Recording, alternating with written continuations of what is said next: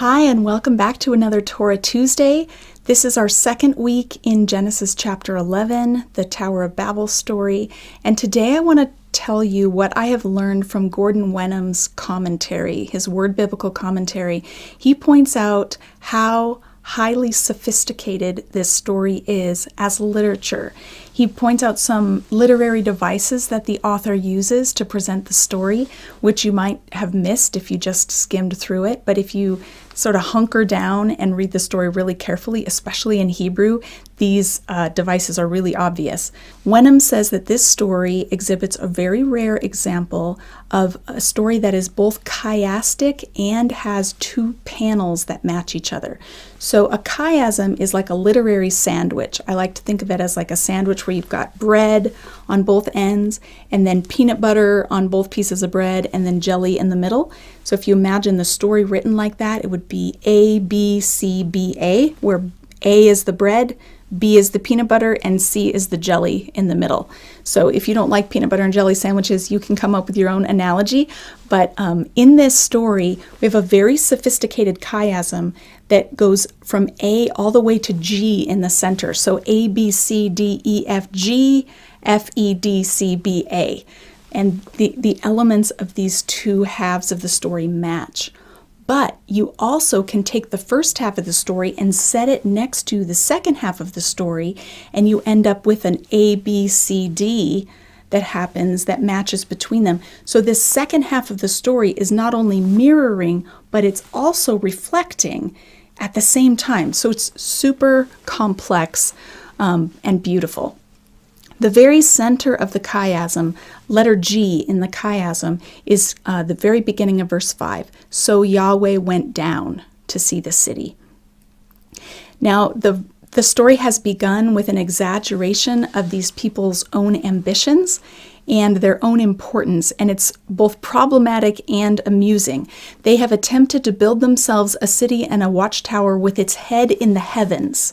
They have high ambitions.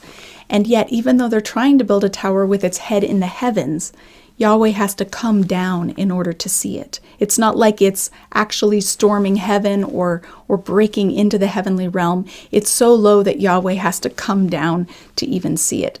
So he comes down and investigates. They have tried to make for themselves a name, and we'll find that by the end of the story, Yahweh has ensured that they don't, that he scatters them, and the builders of this city remain unnamed in chapter 11.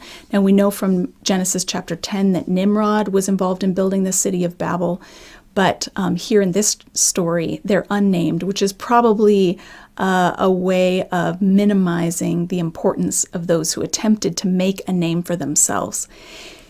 The interesting thing is that chapter 11 comes right before chapter 12 in Genesis, and chapter 12 begins with God's call of Abraham.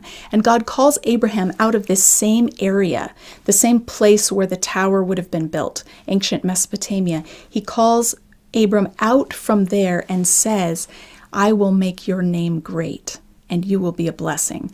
So this story functions on a larger level as a critique of worldly empires. And it's against this backdrop that God will begin his own plan to rescue creation. He will build a nation, and he will make a great name, and he will bring divine legitimation to the family that he chooses to represent him among the nations. So there's so much irony here and so much literary sophistication. There are lots of patterns of letters that reappear over and over again. I shared a few of them last week, and I'll share a few more next week, but there's a couple of different letter combinations that keep reappearing. I can show you my worksheets just so you can get a visual of this. All of the yellow is the same letters reappearing, and all of the orange is the same letters reappearing.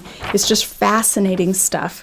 Again, it sounds a lot like Dr. Seuss, as I said last week. So next week, we'll look at another aspect of wordplay that's going on in this chapter, but maybe the food for thought for this week is, are you trying to make a name for yourself, or are you allowing God to get his work done with you? Are you surrendering yourself to participate in the work that God is doing, or are you taking the reins and trying to do things on your own?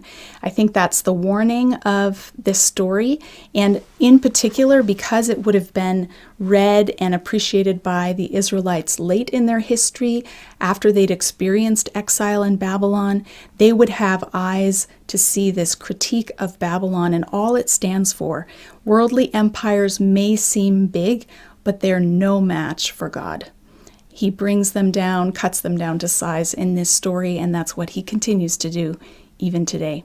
If you are familiar with my book, Bearing God's Name, Why Sinai Still Matters, you might be aware that there are resources in the back of the book that make it useful for small groups and discussion groups. There are discussion questions that go with each chapter, links to Bible Project videos, and suggested scripture passages that you can read. So if you've read it on your own, it's set up for you to read it again with a group. You might not be aware that I've also produced a series of teaching videos that go along with the book that are great to use in small groups or individually if you're so inclined. They're available with Seminary now, and I will put a link in the description below in case that sounds like a resource you'd like to access. Have a great week.